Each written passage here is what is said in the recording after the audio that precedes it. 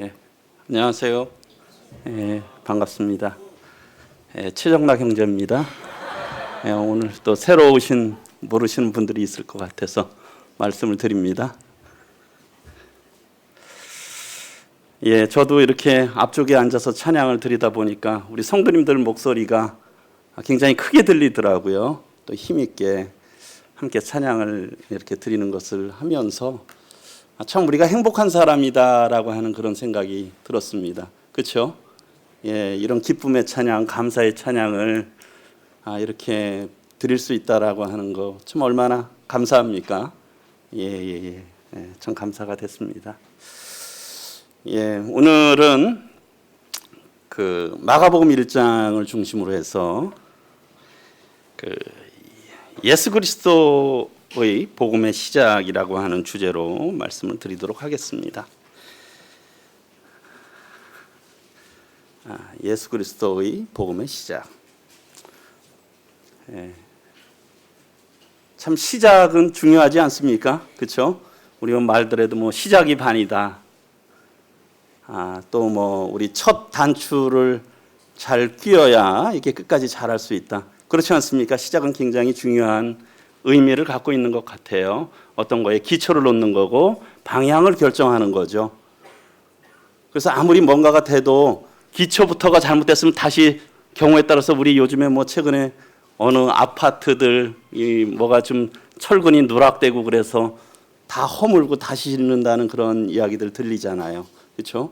아무리 빨리 올라가는 것 같아도 이 시작부터 기초부터 방향이 참 굉장히 중요한 것 같습니다. 그런데 이제 우리 마가복음 그 1장 1절에 읽어보시면 하나님의 아들 예수 그리스도의 복음의 시작이라. 이 복음서가 시작하면서 예수 그리스도의 복음의 시작으로 말씀을 하고 있어요. 그래서 여기에 이 시작이라고 하는 단어가 아르케 헬라어 아르케로 되어 있는데요. 우리 그 70인 성경 있잖아요. 히브리어로 헬라어로 BC 2, 3세기경에 번역한 거기에 창세기 1장에 태초에 하나님이 천지를 창조하시니라 해서 태초에 그게 이제 히브리어로 베레시트인데요.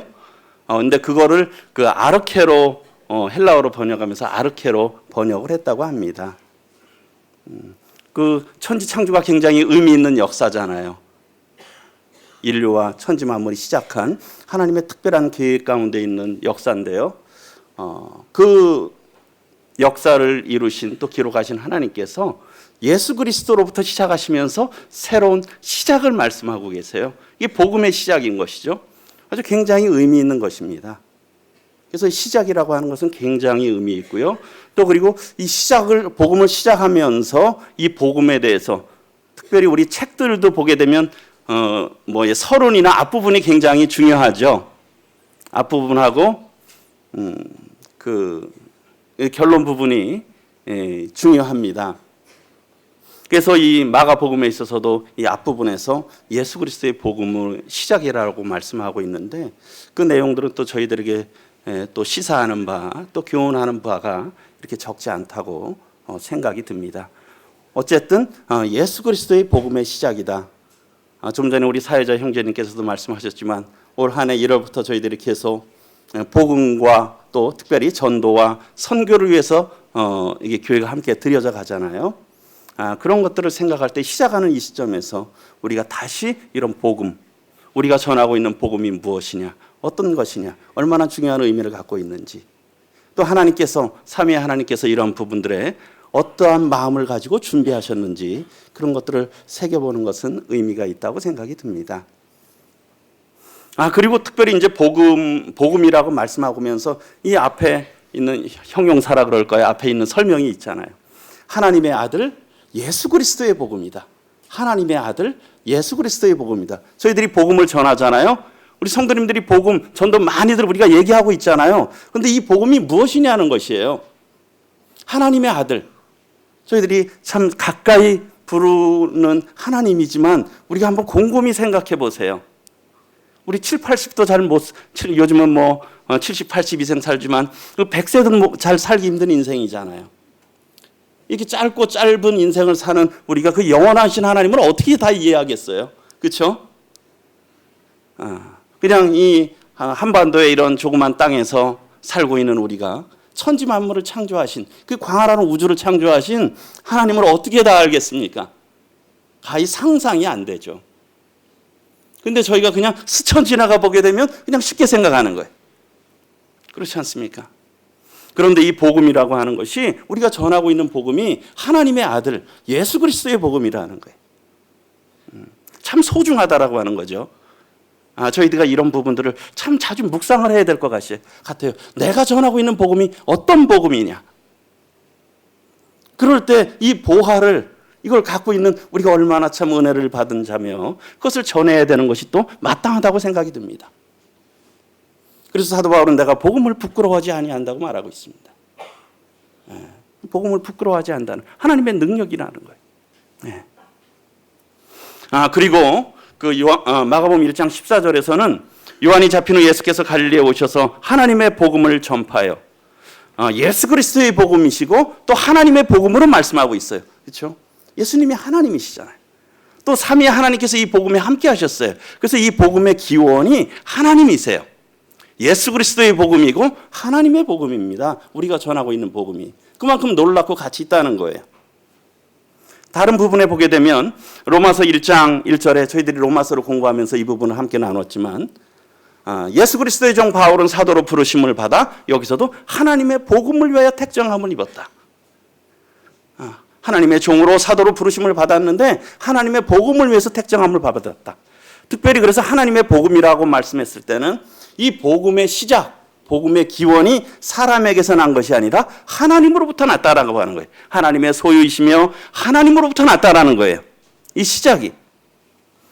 그래서 사도 바울은 갈라디아에서 이렇게 말씀하고 있습니다. 형제들아 내가 너희에게 알게 하노니 내가 전한 복음은 사람의 뜻을 따라 된 것이 아니라 이 세상의 모든 종교에 우리가 전하고 있는 복음의 다 모든 것들은 어떤 겁니까? 사람의 뜻을 사람의 머리에서 사람의 사상에서 나온 거잖아요. 그런데 저희들이 전하는 복음, 우리가 지금 사도 바울이 전한 복음, 성경에 기록된 복음, 그 복음을 지금 전하고 있지 않습니까? 이 복음은 사람의 뜻을 따라 된 것이 아니라 12절에 이는 내가 사람에게서 받은 것도 아니다. 그리고요 거기서 배운 것도 아니라고 하는 거죠. 오직 예수 그리스도께서 친히 사도 바울에게 계시해 주신 거예요. 보여주신 거야. 나타내 주신 것이에요. 그래서 이 복음의 기원이 하나님께 있다라고 하는, 그래서 하나님의 복음이에요. 예수 그리스도의 복음이죠. 또한 그럼 복음이 구체적으로 무엇이냐?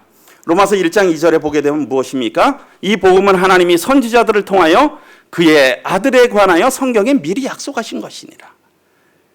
특별히 여기에서는 이제 구약 성경의 말씀을 말씀하겠죠. 그래서 이 복음이 무엇이냐? 하나님이 선지자들을 통해서 말씀하신 거예요. 누구에 대해서? 그의 아들 예수 그리스도에 대해서 말씀하신 것, 성경에 기록된 것, 그분이 이 땅에 오실 것, 하나님이시면 오실 것, 그분이 이 땅에서 공생애를 사시고 자미로 잡히시고 죽으시고 십자가에 달리셔서 죽으신 후에 부활하시고 또 승천하신, 또 장차 오실 예수 그리스도에 관한 것입니다. 그래서 복음의 주제는 예수 그리스도예요. 주 예수 그리스도, 주님이시잖아요. 그렇죠? 우리의 주인이라는 주 예수 그리스도, 주님이시고 예수라고 하는 뜻이 무엇입니까? 마태복음 1장 21절에서 아들을 낳으리니 이름을 예수라 하라. 이는 그가 자기 백성을 그들의 죄에서 구원할 구원자신 거예요. 구원자시고 그리스도, 기름 부음 받은 자, 왕이요 제사장이요 참 선지자이신, 참 하나님이신 예수 그리스도의 신성을 나타내는 이름이잖아요. 그분이 복음이시잖아요. 그래서 복음이라는 뭡니까? 영접하는 자, 그 이름을 믿는 자들에게는 하나님의 자녀가 되는 권세를 주셨다. 예수님을 영접할 때, 그분을 우리 마음에 영접할 때 그것이 우리에게 생명이 되고 능력이 되는 거잖아요. 그래서 복음은 예수 그리스도예요. 예수 그리스도에 관한 것이에요. 그래서 요한복음 5장 39절에서 주님께서 친히 말씀하셨어요. 너희가 성경에서 영생을 얻는 줄 생각하고 성경을 연구하거니와 성경을 상고하거니와 이 성경이 뭐예요? 곧 내게 대하여 증언하는 것이라. 예수님을 증언하는 거예요.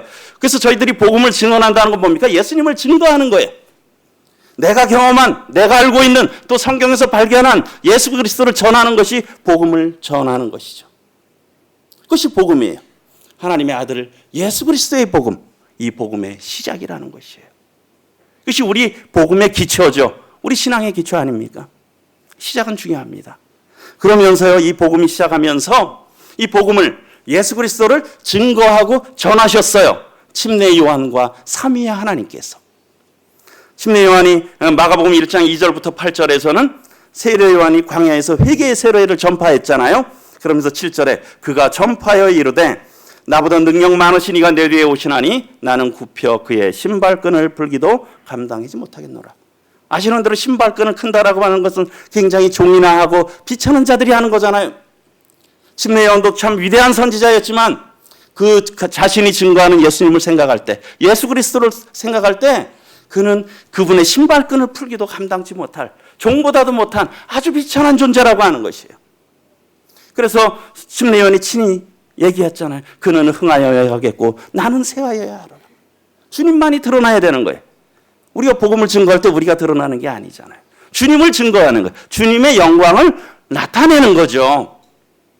그래서 우리가 존재하는 이유가 무엇입니까? 성도님들, 하나님의 영광을 위해서 존재하잖아요. 하나님의 영광을 나타내는 구체적인 방법이 무엇입니까? 그분을 영화롭게 해드리는 복음을 전가하는 거예요. 그분을 세상에 나타내는 거예요. 우리의 삶을 통해서, 우리의 말을 통해서 그분을 나타내는 것, 그것이 하나님을 영화롭게 해드리는 거죠. 그래서 우리가 복음에 합당한 삶을 살아가면서 그분을 전하는 것이죠. 그것이 우리가 존재하는 이유입니다. 그러면서 나는 너에게 물로 세례를 베풀었거니와. 침례 요한은 물로써 침례를 베풀었잖아요. 그러나 그것은 외형적인 상징적인 거죠. 삶을 결코 변화시키지 못합니다. 그러나 어떻습니까? 예수 그리스도는 너에게 성령으로 세례를 베푸시리라. 침례를 베푸시리라. 사도행전 1장 8절에서 너희가 이 성령을 받게 되면 이 권능을 받는다라고 말씀했잖아요. 이 성령령으로 말미암아 사람이 변해요. 그렇지 않습니까? 성도님들 구원받기 전하고 후하고 바뀌셨습니까? 안 바뀌셨습니까? 안 바뀌었으면 문제가 있는 거죠. 그렇죠? 바뀌었잖아요. 왜요? 성령께서 우리 마음에 들어와서 역사하시는 거예요. 새로운 마음을 주시는 겁니다. 하나님에 대한 인식, 죄에 대한 인식, 또 하나님에 대한 감사와 사랑의 마음, 하나님의 성품을 닮아가는 거예요. 그래서 때로는 이런 주님을 섬겨가는 게 어렵지만 어떻습니까? 근데 언제 가장 편해요? 우리는 성령을 따라 살아갈 때 편해요. 그렇지 않습니까? 성령님을 따라 살아갈 때 우리가 편해요. 때로는 육체는 거부하고 싶지만 그렇게 따라갈 때 마음이 편해요. 우리 성령을 거스르면 어떻습니까? 뭔가 계속 걸리는 것 같아요. 성령을 따라 행하게 되죠. 이 능력을 주신 거예요. 예수 그리스도만이 성령님을 통해서 우리를 변화시킬 수 있는 그런 분이라고 지금 침례 요한이 전파하고 있습니다. 이 복음에 대해서. 그리고 어떻습니까? 그 9절부터 11절에는 성령님과 아버지 하나님께서 예수님에 대해서 증거하고 계세요. 그때 예수께서 갈릴리 나사렛로부터 와서 요단강에서 요한에게 세례를 받으시고 곧 물에서 올라오실새 하늘이 갈라짐과 성령이 비둘기같이 자기에게 내려오심을 보시더니.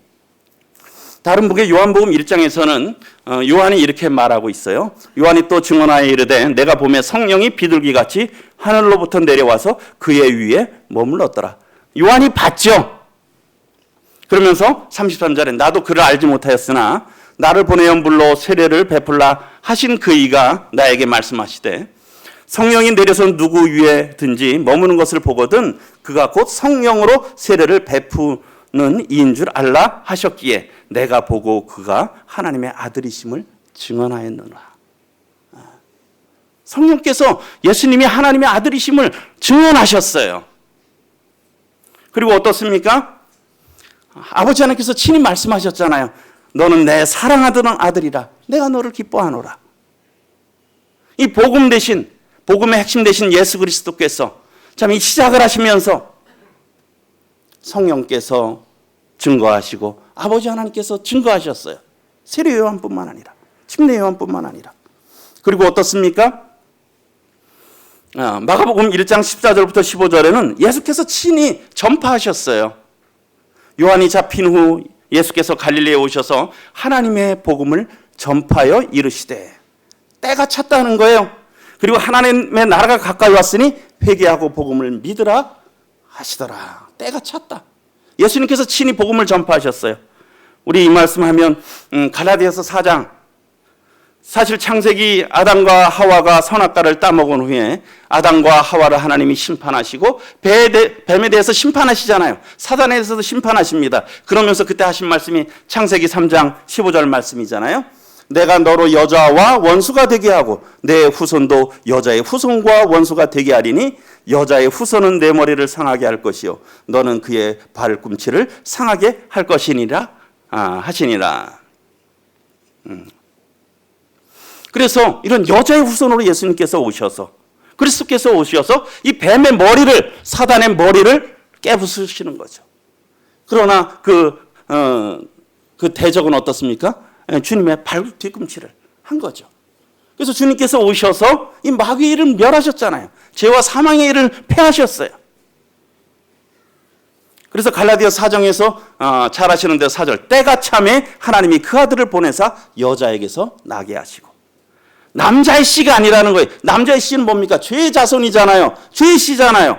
그래서 하나님께서 성령으로, 하나님의 특별하신 능력으로 여자의 몸을 빌어서 태어나신 거예요. 육신을 입고 예수님께서 오신 거예요. 그게 때가 찼죠.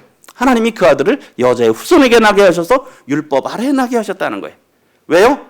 율법 아래에 있는 자들을 속량하기 위해서, 값을 주고 건너내기 위해서, 그리고 무엇입니까? 우리로 아들의 명분을 얻게 하려 하십니다. 그것이 지금 율법 아래 매여 있는 그 유대인들에게 복음 아닙니까? 그렇죠? 복음이에요. 그래서 이르시되 때가 찼고 하나님의 나라가 가까이 왔으니, 특별히 하나님의 나라는 물론 우리가 갈 천국이라는 의미도 있을 수 있지만 하나님의 주권, 하나님의 통치, 왕으로 오신 예수 그리스도, 그분에 대해서 권위에 굴복하는 거죠. 그분의 통치 아래 들어가는 거예요. 그것이 복입니다. 그래서 어때요? 그들이 그전에는 자기 의를 세웠잖아요. 유대인들이 자기 의를 세웠어요. 교만한 마음 가운데 자기를 의지하고 자기들이 지키던 여러 가지 선한 행위들을 의지했어요. 그런 부분들에 대해서 돌이키라는 거예요. 그리고 예수님께로, 복음의 주인 되신 예수님께로 돌이키라는 거죠. 복음을 믿으라는 거예요. 예수님께서 증거하셨어요. 침례 요한을 통해서 증거를 받으셨고, 성령 하나님과 성부 하나님과 성자 하나님께서 이 복음을 위해서 선포하시고 증거하셨다라고 하는 것입니다. 참 중요한 거 아니에요? 하나님의 삼위 하나님이 이를 위해서 함께 역사하셨다는 거예요. 지금도 물론 함께 하시고요. 그러면서 마가복음 1장 16절부터 18절에 물론 이제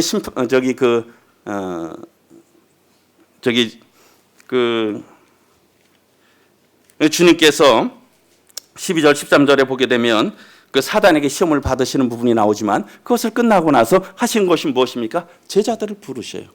어떤 제자들? 제자들을 왜 부르셨겠습니까? 이 복음을 전파할 제자들을 부르신 거예요. 복음을 전파할 제자들을 부르셨어요. 지금 제가 예수 그리스도의 복음의 시작에 대해서 말씀드리고 있습니다. 가장 중요한 게 이 복음이 과연 무엇이냐는 복음의 정체에 대해서, 복음이 무엇이냐에 대해서 말씀하셨고, 이 복음을 위해서 침례 요한, 또 그리고 삼위 하나님께서 이 일에 함께 하셨다는 걸 말씀하셨어요. 그리고 누굴 부르십니까? 제자들을 부르세요. 제자들을 왜 부르십니까? 이 복음을 전하게 하라고. 그래서 16, 18절에 보게 되면 갈릴리 해변에서 누굴 부릅니까? 시몬 베드로와 그 형제 안드레를 부르죠. 그들이 금을 던지고 있었어요. 어부였어요. 근데 예수님께서 말씀하셨죠. 예수께서 이르시되 나를 따라오라. 내가 너희로 사람을 낚는 어부가 되게 하리라. 참 이 말씀이 참 순서도 또 여기에 표현도 굉장히 중요하다고 생각됩니다. 먼저입니까? 너희는 전도를 해라. 너희는 어부를 하라. 그렇게 하지 않으셨죠? 먼저 무엇을 했습니까? 너희는 나를 따라오라. 우리는 주님을 따라가야 되는 거예요. 그렇지 않습니까? 제자는 주님을 따라가야 되잖아요. 그렇죠? 우리 복음이 주님을 증거하는 거라 그랬습니다. 그러면 어떻게 되겠어요? 주님을 잘 알아야 증거하지 않겠습니까? 많이 알고 경험한 만큼 증거하지 않겠어요?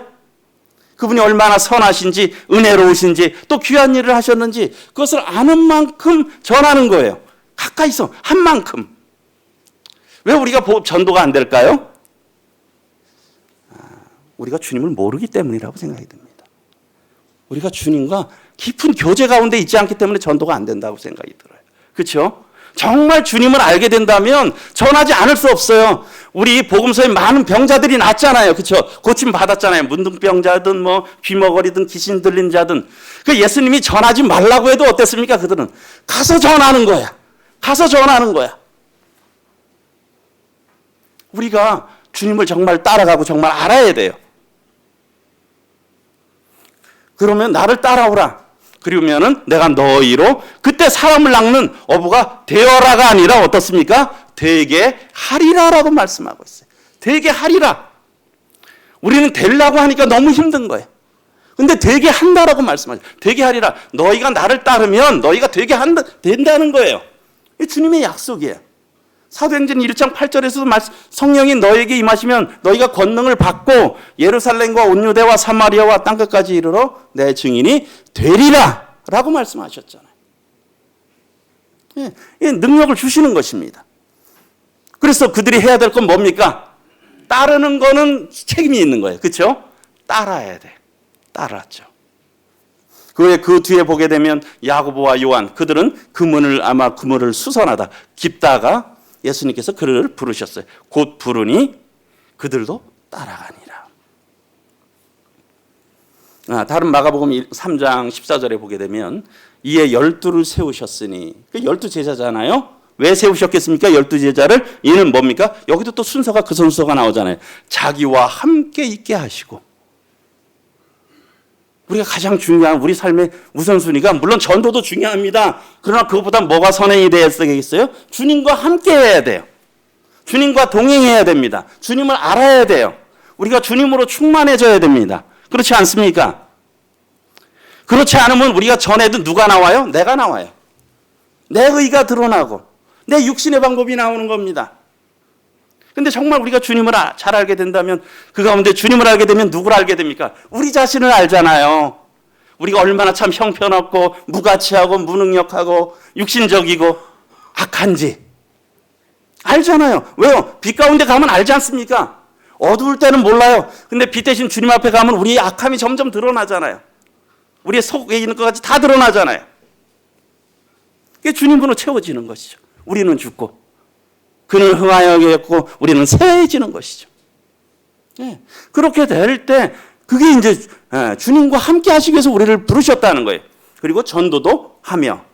그래서 마가복음 3장 15절에 그 다음 부분에 보면 어떻게 되어 있습니까? 성경을 보시면 마가복음 3장 14절 15절에 보시면 이에 12를 세우셨으니 이는 자기와 함께 있게 하시고 또 보내사 전도도 하며 귀신을 내쫓는 권능도 가지게 하려 하심이로라.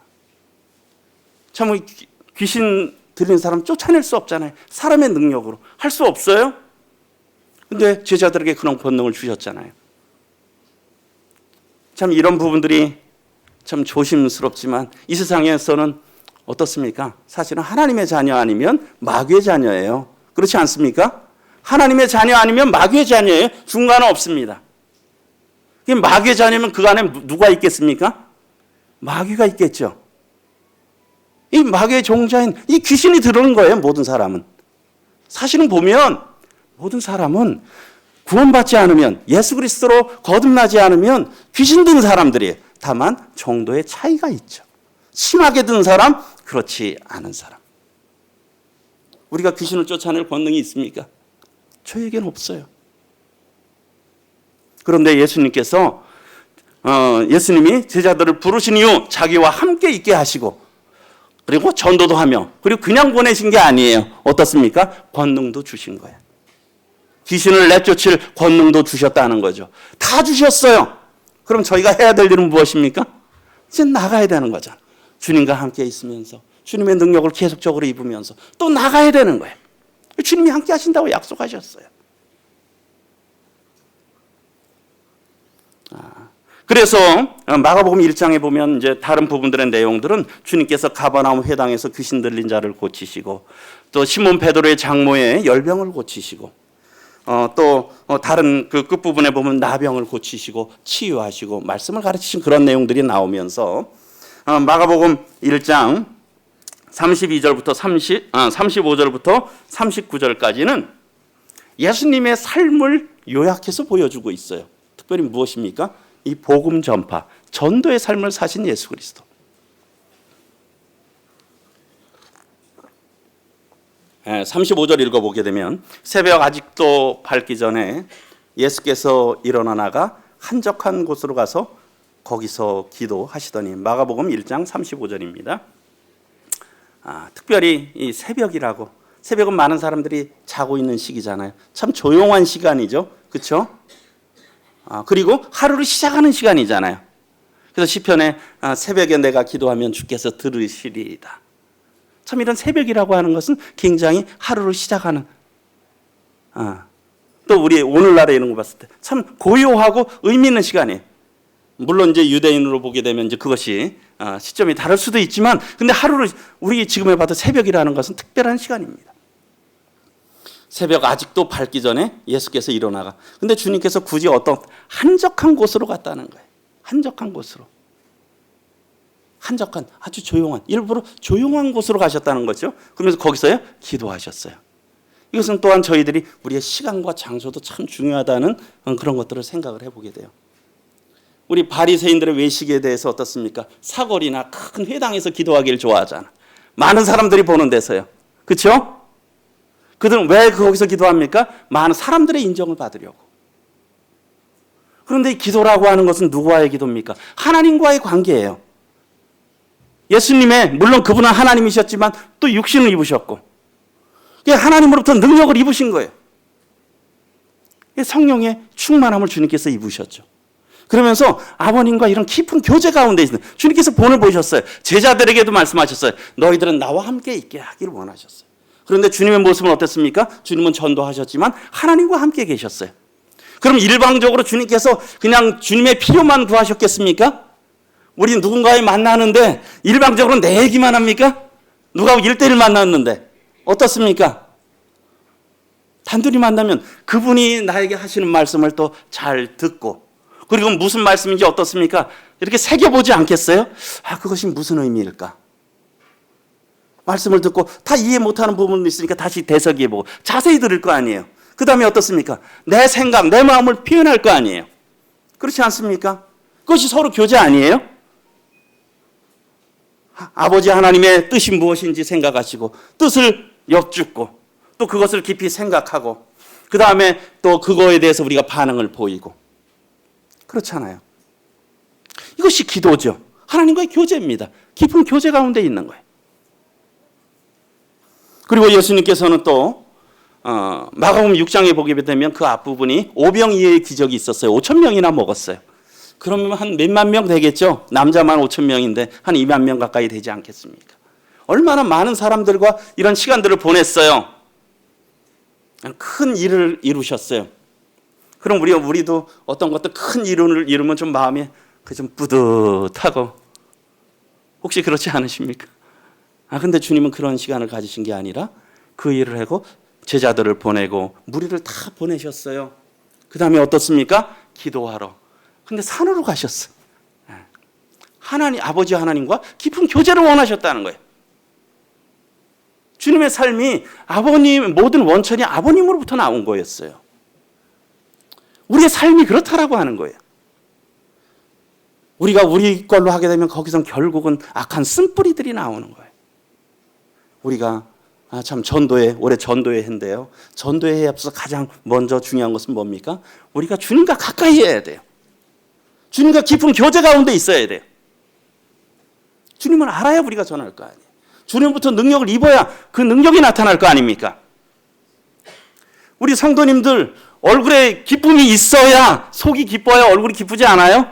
전도하러 갔는데 그냥 한마디로 내천자를 그냥 여기다 쓰고 있으면 그분들이 그게 복음입니까? 복음이 아닙니까?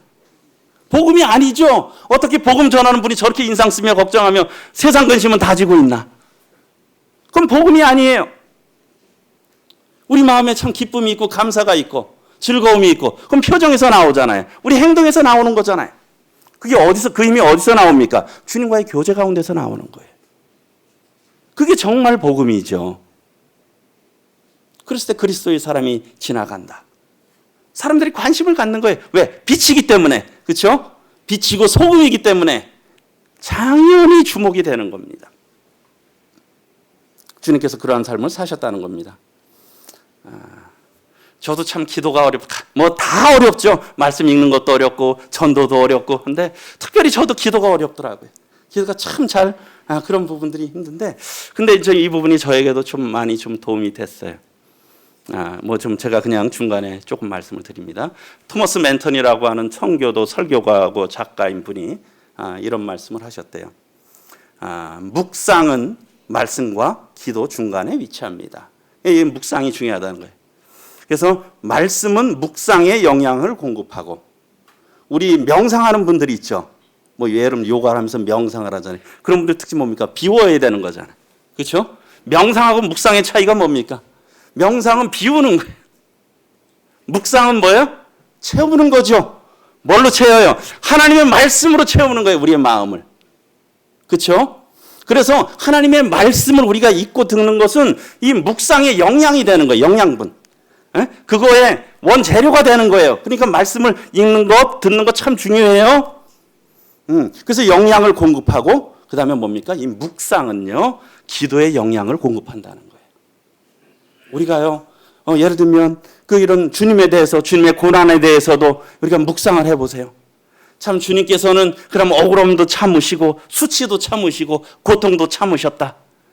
이 주님의 마지막 그런 모습들이잖아요.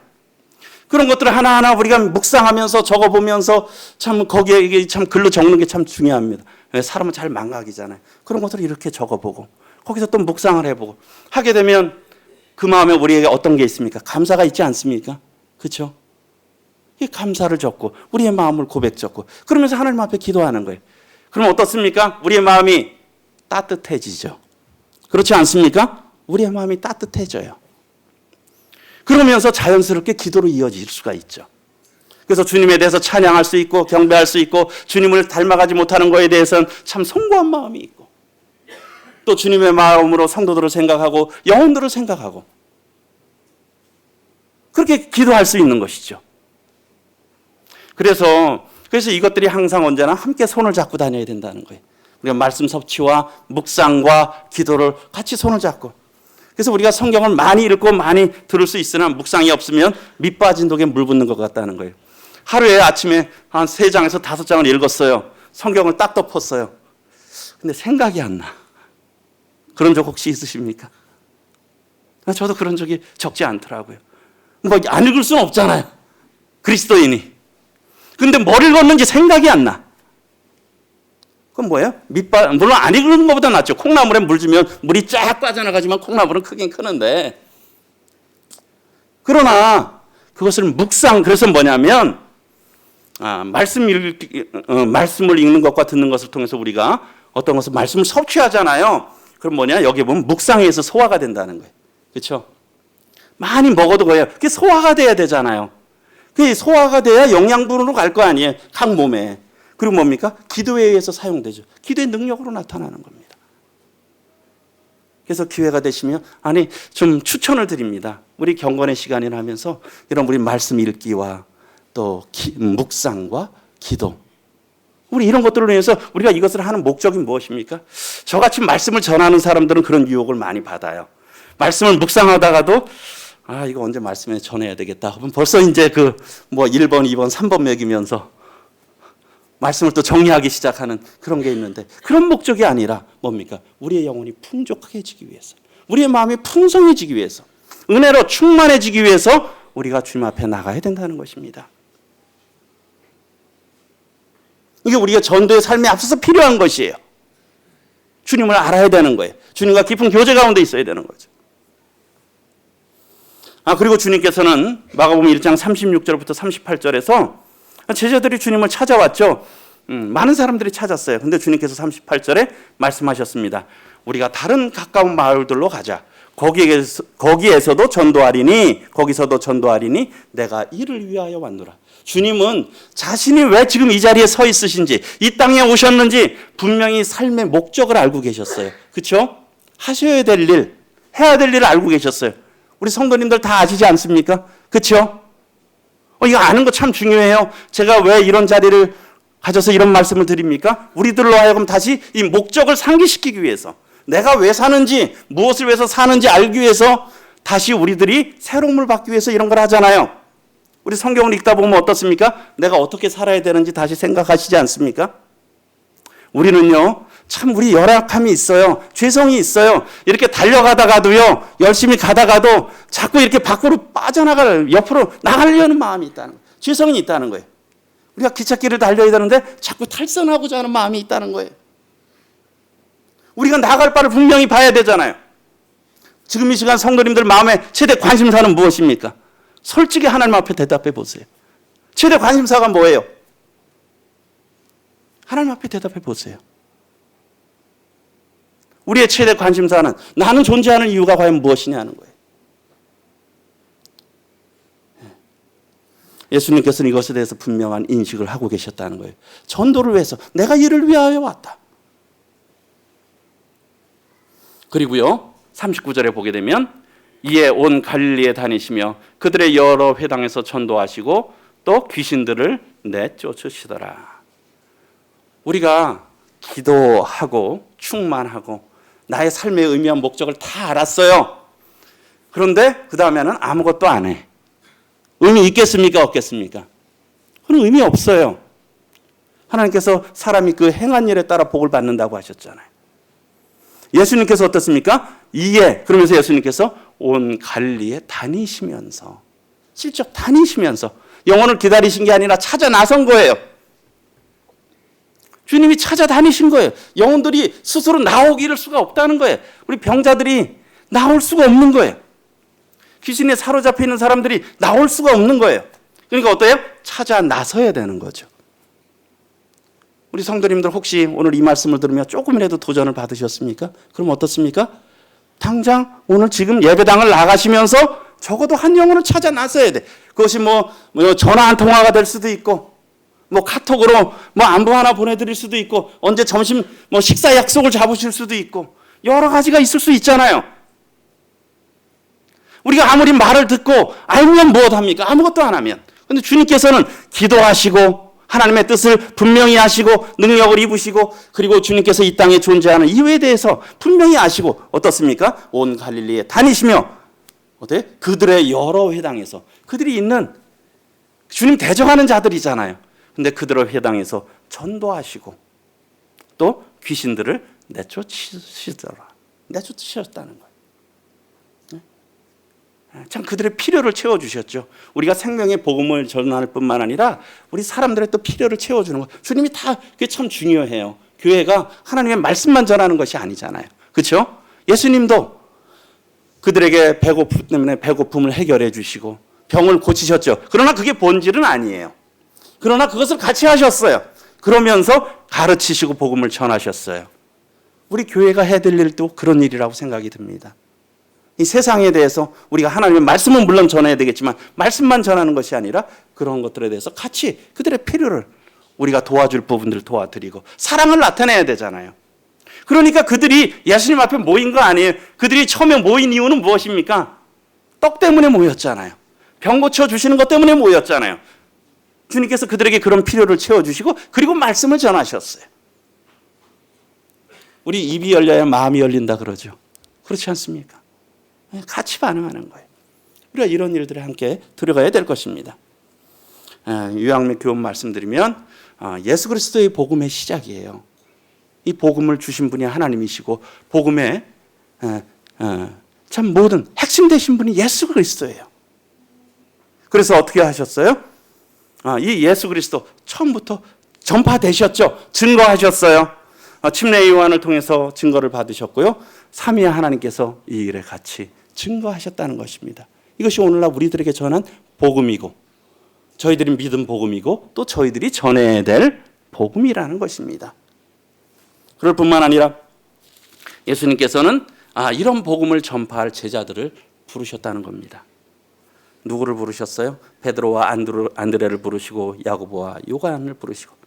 근데 베드로와 안드레는 그물 던질 때 부르시고 야고보와 요한은 그물을 깁을 때 그것을 왜 그렇게 했을까? 제가 대학교 때 어느 한 형제님이 이 말씀을 가지고 교제를 해주셨는데 아직도 그게 기억이 나요.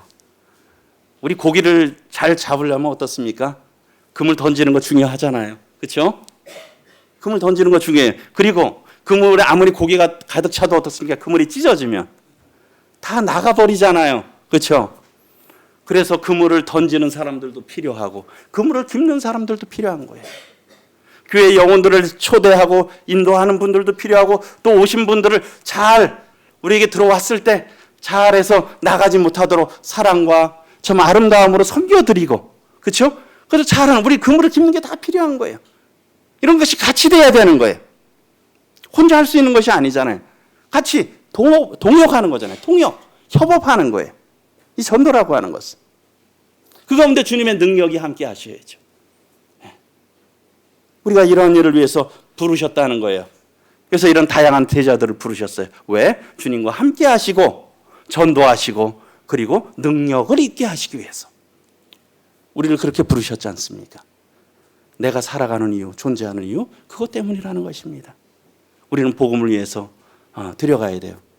그런 생각을 해보게 됩니다. 인류의 역사상 또 한국의 역사도 그런 것 같아요.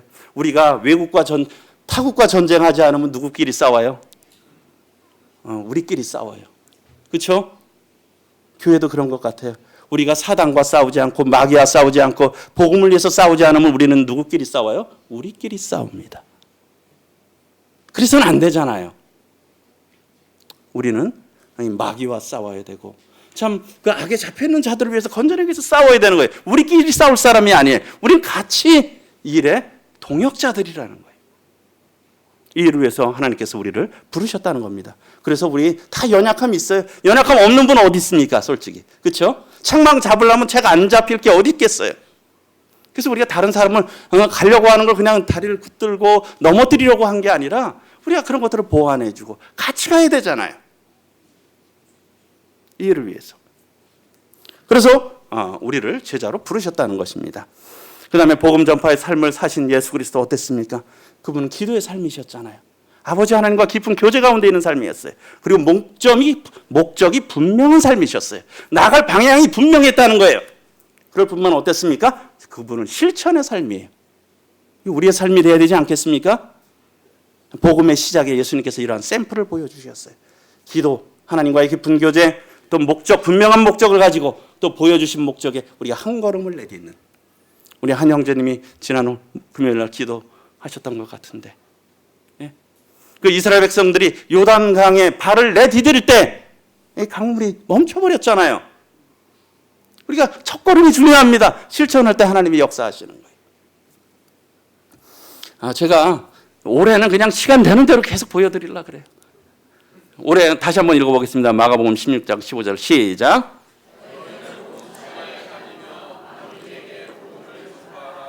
적어도 이 말씀은 다 외우시기 바랍니다. 별로 어렵지 않으시죠? 마가복음 16장. 너희는 온 천하에 다니며 만민에게 복음을 전파하라. 이게 우리에게 주신 명령이에요. 그래서 우리가 전도와 선교를 힘쓰는 교회입니다. 우리 교회 지체들이 이를 위해서 힘써야 되잖아요. 그래서 우리 이런 거 어떻게 할 거냐? 그래서 우리 어린이 청소년 전도, 노인 전도, 또 극동 방송, 외국인 전도, 해외 선교지, 국내 지역 또 여러 이런 시설들 하는 거 많은 부분들. 우리 부서 책임자 형제님들 어제도 모이셨는데 우리는 앞으로 올해 이거를 중심으로 해서 계속 회의 때마다 논의를 하자. 이런 부분들이 과연 어떻게 잘 되고 있는지, 어떻게 잘 할 수 있는지. 물론 다른 부분들이 있으면 하겠지만 그러니까 이런 부분들을 위해서 우리가 같이 힘써야 되죠. 여기에도 사실은 이제 외국인 전도도 이제 명절이 코앞에 닥쳤잖아요.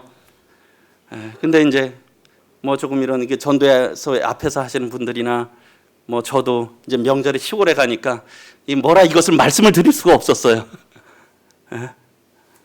우리가 이런 부분들에 대해서 우리가 이제 외국인들에게 이렇게 사랑을 나누고 전도를 하고 그래서 우리가 얼마나 많은 일이 있어요, 여기서. 그렇죠? 한 가지 하실 수 있으시잖아요. 이 많은 것들 중에 한 가지 하실 수 있잖아. 주님이 우리 마음에 감동 주시고 해야 되겠다는 마음 주실 때 그런 일들을 우리가 순종해 들어갈 수 있는 것이죠.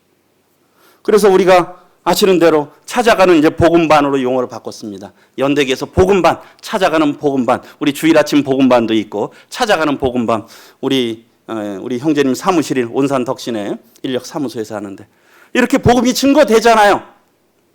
8명에서 10명의 이런 많은 구도자들이 복음을 들어요. 하나님의 뜻 아니겠습니까? 외국에서 온 분들도 많으세요. 우리가 해외까지는 못 가더라도 이렇게 전할 수 있으면 얼마나 감사가 된 겁니까? 그리고 이러한 일들은 말씀을 전하시는 분들도 있지만 이렇게 자매님들이 식사로 봉사해 주시고 지금 보니까 6번 있는데 벌써 식사 스케줄이 다 짜졌다고 하시더라고요. 참 감사가 됩니다. 우리가 이런 일들에 많은 부분들을 우리가 관심을 쓰면 할 일이 많다는 거예요. 그리고 우리 이혁 형제님이 매주 목요일 날 극동방송 오늘의 만나 말씀 녹화하시는 장면인데요. 극동방송 사무실에 가셔서 이제는 이 전파는 간섭을 받지 않잖아요. 이 전파로 복음을 전하잖아요. 이런 다양한 방법으로 복음을 전하는 일에 우리가 들여져 갈 수 있다는 거예요. 참 감사합니다. 올 새해를 열면서 저희들이 전도와 기도를 위해서 들여가자 했을 때 주님이 이런 길을 여시는 것에 감사를 드려요. 우리가 계속 입을 크게 열고 더 함께 했을 때 주님이 또 다른 일들을 하실 거예요. 그래서 제가 이 소그룹도 매번 보내드립니다. 왜 보여드리겠어요? 내가 속한 소그룹이 어디고 내가 해야 될 일이 어딘지. 이거 보니까 우리 방주반 형제님들 지역교회 방문, 해외 선교지 후원 이런 부분들을 위해서 기도하시겠다고 말씀을 하시더라고요. 이런 것들 우리가 하나님 앞에 같이 뜻을 모았잖아요. 이런 각각에서 우리가 힘 닿는 대로 할 수 있다는 것입니다. 그리고 우리 자매님들도 이렇게 하시기로 했고요. 그래서 우리가 올해 너희는 온 천하에 다니며 만민에게 복음을 전파하라. 이 주님이 우리들에게 주신 명령이고 귀한 사역입니다. 그래서 우리가 속으로 어떻어요? 이 복음의 신앙을 위해서 협력해야 되잖아요. 우리가 왜 협력해야 되느냐? 왜 우리가 형제를 용서해야 되느냐? 왜 형제와 사이좋게 지내야 되느냐? 복음의 신앙을 위해서 우리가 협력해야 되기 때문에 그렇습니다. 그렇죠? 우리가 뭐 세상적으로 산다면 그래 안 보고 말지. 외면하고 말지. 그건 아니잖아요. 우린 복음의 신앙을 위해서 협력해야 돼요. 신앙 왜 화해하고 함께 해야 되느냐? 우린 복음의 신앙을 위해서 하나님의 복음, 삼위 하나님께서 준비하신 복음, 제자로 우리를 부르신 복음, 그 복음을 위해서 우리가 함께 연합해서 들여가야 된다는 것이에요. 그래서 이러한 울산 중부교회 모든 성도님들이 되셔야 되지 않겠습니까? 예, 아멘이시잖아요. 우리가 이렇게 올 한 해 들여가야 될 것입니다. 기도드리겠습니다. 은혜로우신 주님, 참 감사를 드립니다. 저희들이 하나님의 지혜와 능력을 또 경륜을 다 측량할 수 없음을 고백드립니다. 참 이 귀한 복음 하나님께서 준비하셔서 그 아들 예수께서 친히 이 땅에 오셔서 또 준비해 주신 이 귀한 복음 인해서 감사를 드렸고 이 복음의 은혜를 저희들에게 입게 해주셔서 감사를 드립니다. 또 복음을 전할 수 있는 귀한 사명을 저희들에게 주셔서 감사를 드립니다. 아버지 하나님, 참 저희들에게 또 우리 모든 성도님들에게 또 울산 중부교회의 은혜로 역사하셔서 저희들이 복음의 신앙을 위하여 함께 협력해 가는 귀한 주님의 몸된 교회가 되도록 축복하여 주시기를 간구를 드립니다. 또 저희들의 모든 드려짐을 통해서 아버지 하나님께서 홀로 영광을 취하시옵소서. 이후에 있을 예배 시간을 통해서도 주님께서 존귀와 영광 취하시옵기를 원하옵고 예수 그리스도의 존귀하신 이름으로 감사하며 간절히 기도드리옵나이다. 아멘. 수고 많으셨습니다.